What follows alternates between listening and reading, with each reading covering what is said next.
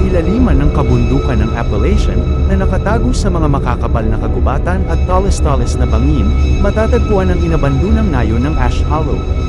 Dati ay isang maunlad na komunidad ng pagmimina, ang nayon ay misteryosong desyerto noong unang bahagi ng 1900s. Walang nakakaalam kung ano ang nangyari sa mga taga-nayon, sila ay naglaho lamang magdamag, naiwan ang kanilang mga tahanan, ari-arian, at kahit kalahating kinakain na pagkain sa kanilang mga mesa.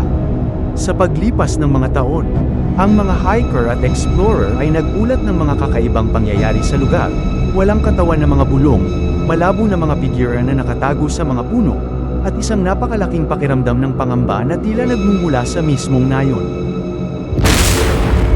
Nagsisimula ang kwento sa isang grupo ng mga explorer sa lungsod na si Maya, isang photographer, Ethan, isang mananalaysay, at Jake, isang thrill seeker, na nagpasyang idokumento ang mga guho ng Ash Hollow. Gamit ang mga kamera, kagamitan sa pagre-record, at isang malusog na dosis ng pag-aalinlangan, naglalakad sila sa mga bundok, na sinusundan ng isang tinutubuan na landas na patungo sa nayon. Habang papalapit sila sa Ash Hollow, lumalamig ang hangin, at tumahimik ang kagubatan. Ang nayon ay lumilitaw na nagyelo sa oras, mga bahay na may nababalat na pintura, kalawang na kagamitan sa pagmimina, at isang simbahan na may baluktot na tore na tila nakasandal sa kanila.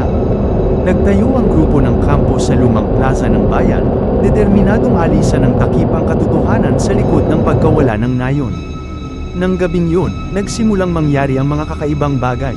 Nakarinig si Maya ng malabo at parang bata na tawa na nagmumula sa isa sa mga bahay, ngunit nang mag-imbestiga siya, wala siyang nakita. Natuklasan ni Ethan ang isang journal sa simbahan, ang mga pahina nito ay puno ng galit na galit, halos hindi nababasang mga scribbling tungkol sa mga tagamasid sa kakahuyan, at ang liwanag na kumukonsumo.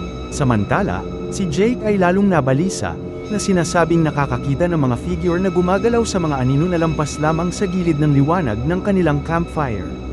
Kinabukasan, naghiwalay ang grupo para tuklasin pa ang nayon. Natisod si Maya sa isang balon sa gitna ng plaza. Ang gilid ng bato nito ay natatakpan ng kakaiba at parang kuko.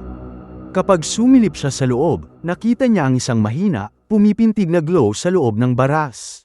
Si Ethan, na nag-iimbestiga sa simbahan, ay nakahanap ng isang nakatagong basement na puno ng mga kakaibang simbolo na inipit sa mga dingding at isang tumpok ng mga buto sa sulok. Si Jake, na gumala ng mag-isa, ay hindi bumabalik pagsapit ng gabi. Habang bumabagsak ang dilim, narinig ni Maya at Ethan ang boses ni Jake na humingi ng tulong sa kakahuyan. Sinusundan nila ang tunog, ngunit ito ay humahantong sa kanila sa mga bilog, palaging hindi maabot.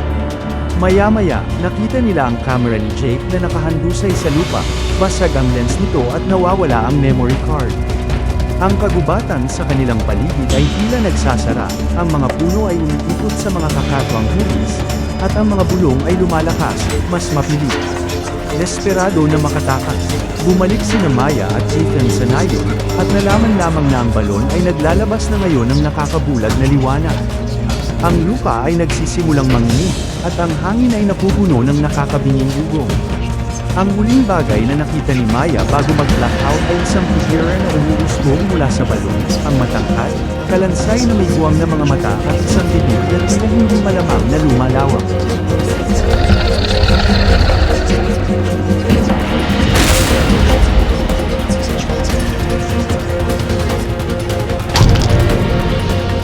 Ano ang nangyari sa mga taga-baryo ng Ash Hollow? Ang journal na natagpuan ni Ethan ay nagmumungkahi na ang mga taga-nayon ay may kamalayan sa ilang nalalapit na kapahamakan, ngunit ano ang eksaktong dahilan upang sila ay mawala? Kinuha ba sila ng mga manunood sa kakahuyan, o tumakas ba sila mula sa isang bagay na mas nakakatakot? Ano ang balon? Ang pulsating glow at ang figure na lumitaw mula dito ay nagpapahiwatig na ang balon ay higit pa sa isang butas sa lupa. Ito ba ay isang portal sa ibang dimensyon, isang bilangguan para sa ilang sinaunang nilalang, o iba pa?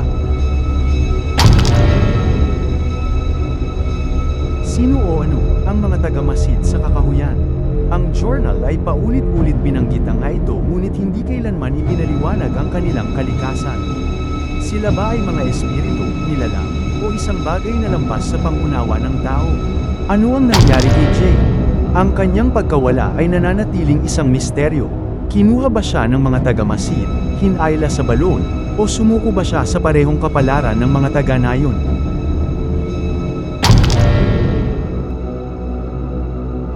Bakit nakaligtas sina Maya at Ethan? Hindi tulad ni Jake at ng mga taga-nayon, nakatakas sina Maya at Ethan sa Ash Hollow, kahit na wala silang alaala kung paano sila nakalabas. Naligtas ba sila sa isang dahilan, o ang kanilang kaligtasan ay isang malupit na twist ng kapalaran? Natagpuan sina Maya at Ethan makalipas ang ilang araw, gumagala ng walang patutunguhan sa isang kalapit na kalsada. Wala silang alaala sa nangyari pagkatapos magsimulang kuminang ang balon, at nawawala ang kanilang kagamitan. Ibinasura ng mga awtoridad ang kanilang kwento bilang resulta ng pagkapagod at pagkakalantad, ngunit basta alam ni Maya at Ethan.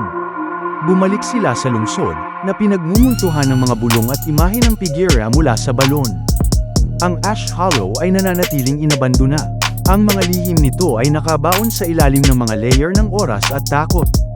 Ang balon ay kumikinang pa rin ng mahina sa mga gabing walang buwan, at ang mga taga-masid sa kakauyan ay patuloy na nagtatago, naghihintay para sa susunod na mausisa na kaluluwa na matisod sa nayon.